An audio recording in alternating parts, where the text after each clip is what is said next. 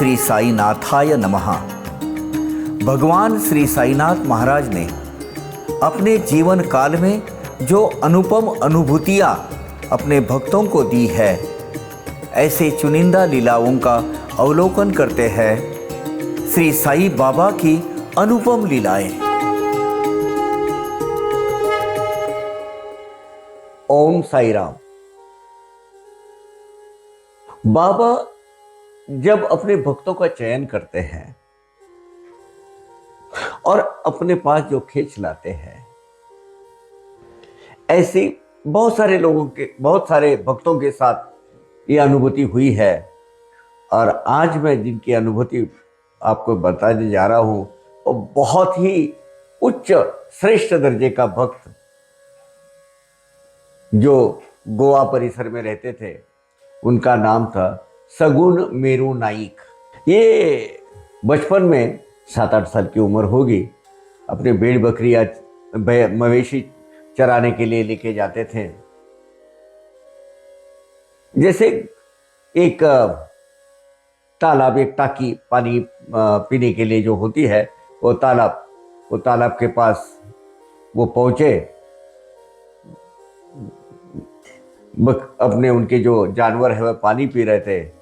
वो चरवाहे के स्वरूप में जाते थे। वो गाय भैंसे घास खाने के लिए चरती थी और ये वहाँ पर थे। उतने में वहाँ एक साधु आए और इनकी बच्चा था, इनके सामने आके खड़े रह गए। ये उनको टाल के इधर जाने लगा तो उधर उसके सामने उसका रास्ता हटाते थे। वो भयभीत हो गया, लड़का डर गया और भागते भागते अपने घर गया और बोले ऐसा ऐसा एक बाबा आया है और वो मुझे डरा रहा है, मुझे मेरा रास्ते में आके खड़े रहते हैं। अभी ये बच्चे की माँ जो है, वो माँ बहुत ही पायस, पवित्र, शुद्ध विचारों की और दत्तात्रेय प्रभु की भक्त थी। हर एक साधु को वो दत्तात्रेय के स्वरूप में देखती थी। वो बोली चल मेरे साथ।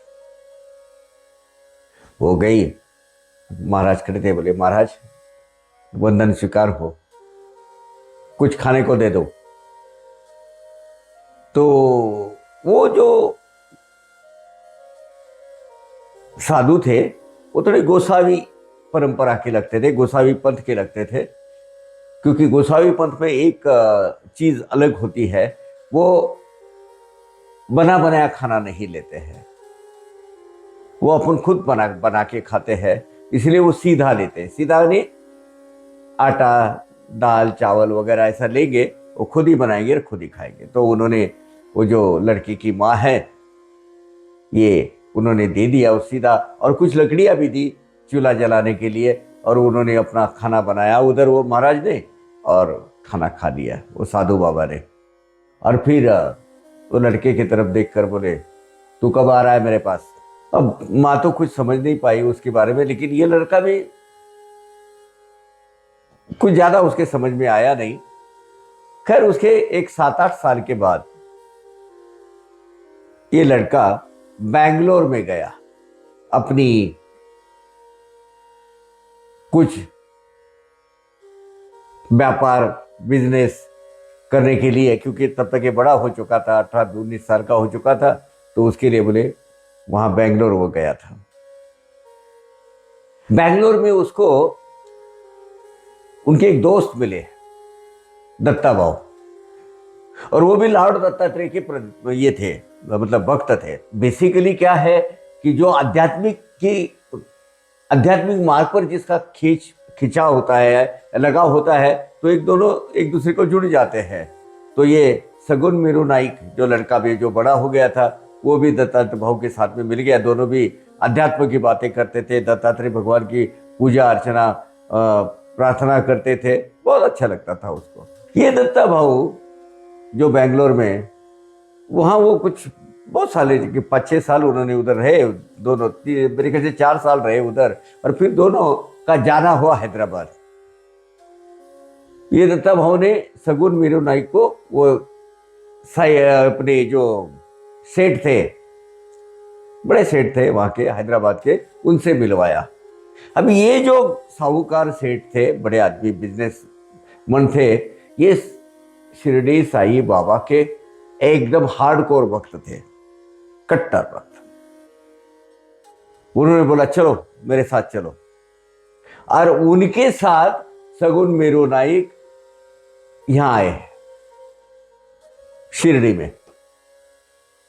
शिरडी में आए, वो बाबा अपने डेली रूटीन के हिसाब से लेडी बाग पर गए थे, लेडी बाग से वापस आ गए। इन सब लोगों ने उसमें रास्ते पे वो धूली वंदन जो बोलते हैं, धूल चरण, धूल भेंट बोलते हैं, तो उनके पैर छुए और बोले कब आया तो, किस कारण से आया है। हर मुस्कुराए, चुप बैठ गए।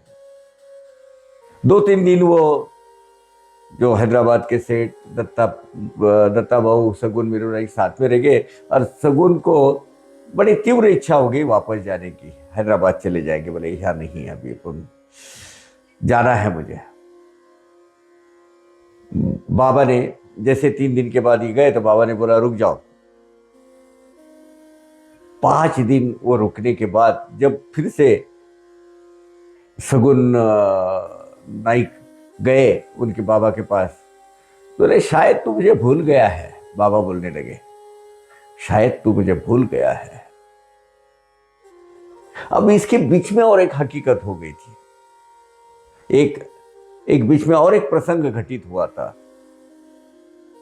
जब ये दत्ता भाव के साथ वो दत्तात्रेय के दर्शन के लिए नरसोबावाड़ी गए थे, और नरसोबावाड़ी में बहुत महान संत टेंबे स्वामी महाराज, वासुदेवानंद सरस्वती टेंबे स्वामी, उनकी दर्शन का योग आया। और उनके दर्शन का योग आया तब टेंबे स्वामी ने सगुन की तरफ देखकर बोला था, अरे यार तू बड़े दरबार का आदमी है, बड़े दरबार का शिष्य है तू। इतना करके मुस्कुरा के छोड़ दिया। वो सगुन मेरू नाइक को कुछ का मतलब समझ में नहीं आया था उनको। जहां बोले तुझे तेरा बड़े दरबार का बुलावा आएगा, भाग खुल जाएंगे तेरे।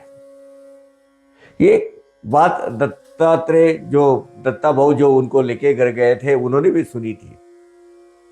अब शिरडी में 5वें दिन जब वो इजाजत मांगने गए कि मुझे हमको वापस जाना है, तो बोले याद है तुझे, शायद तू मुझे भूल गया है।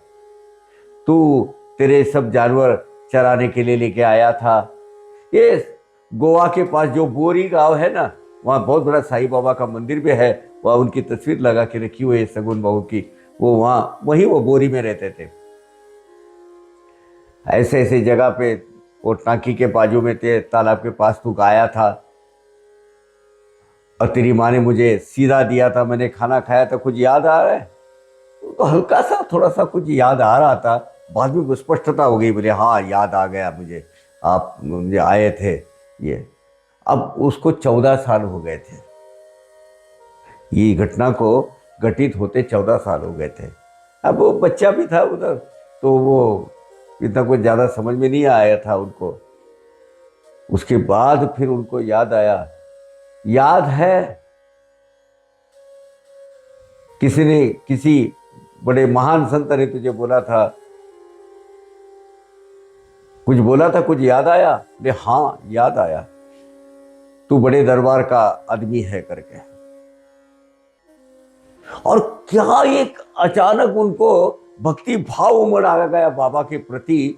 देखते रह गए ऐसे, अरे यही तो है मेरा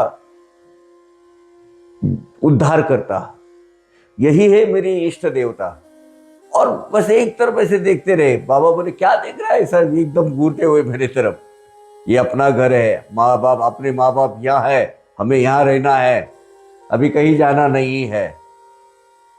और उस दिन से, जिस दिन सगुन मेरू नाइक शिरडी में पहली बार आए, वहीं के वहीं रहे।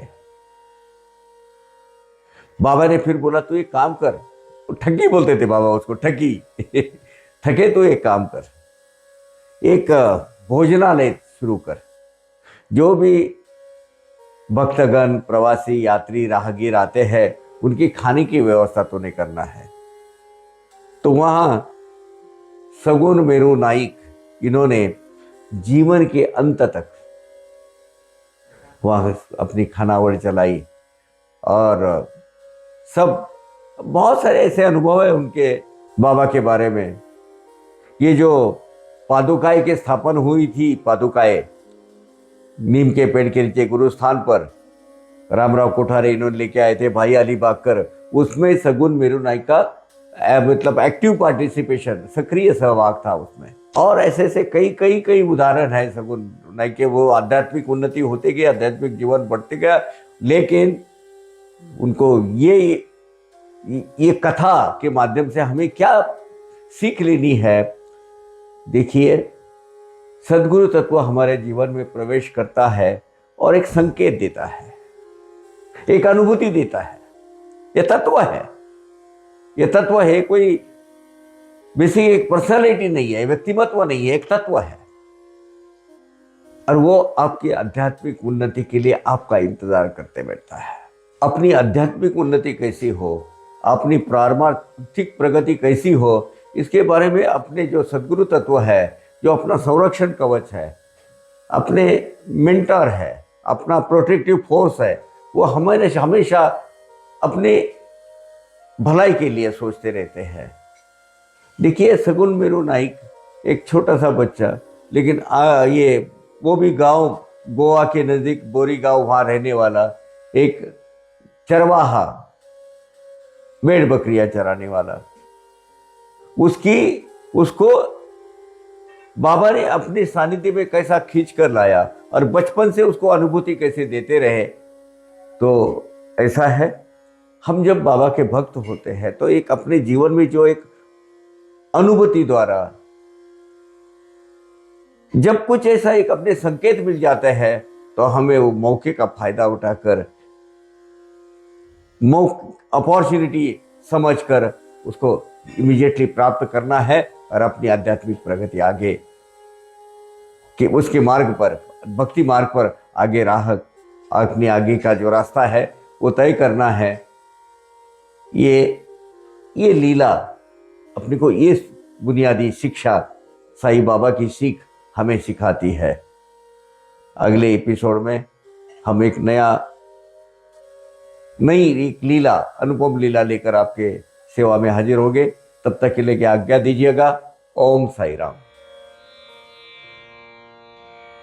अवघा रंग एक झाला, अवघा रंग एक झाला, रंगी रंगला श्रीरंग, रंगला श्रीरंग, रंगला श्रीरंग। अवघा रंग एक झाला, अवघा रंग एक झाला।